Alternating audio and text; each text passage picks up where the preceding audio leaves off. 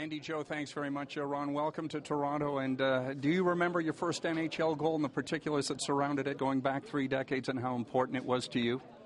Well, I remember it like it was yesterday. It's one of those moments you never forget. Your first game in the NHL. My first shift was a power play in the second period. For some reason, Roger Nielsen decided not to use me. I set up Daryl Sittler for a goal. And then the next shift, it was 4-on-4. He put me out on the wing with Sitt. I hadn't even practiced with the team. Daryl made a drop pass, and I tried to tell everybody that it was a bullet in the top corner, but as everybody just saw, it was a little measly dribbler through Kurt Ridley's legs. And Howard Berger just passing on here, a little scrapbook that he'd made as a kid. Wilson Blossoms in his first start. There's the ticket stub and all the particulars. Is high risk, high reward what appeals to you the most about coming to Toronto and what lays ahead for you with this franchise? Yeah, but it's a challenge. This is a dream that I never thought I'd have. I never thought I'd coach the Toronto Maple Leafs. One of my first coaches, obviously, was Roger Nielsen.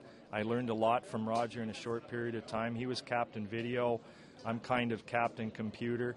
But just to have been a Leaf, and I think I can help the Leafs turn the corner and get back something that they've lost in the last 3 or 4 years. I worked for Pat Quinn, and I know the great job that Pat did here for a few years, turned the franchise around, and they came very close to getting to the Stanley Cup Finals. A bounce here or there, and anything could have happened. But my job is to be very patient, work with young players. It's going to be a different team for the next couple of years. A team that competes very hard, will challenge anybody defensively, and hopefully within a couple years we're knocking loudly on that Stanley Cup door. I know you're in high demand. Before we let you go, is great defensive hockey about as much a mindset rather than talent when you get out on the ice? Is it about hard work as much as it might be talent?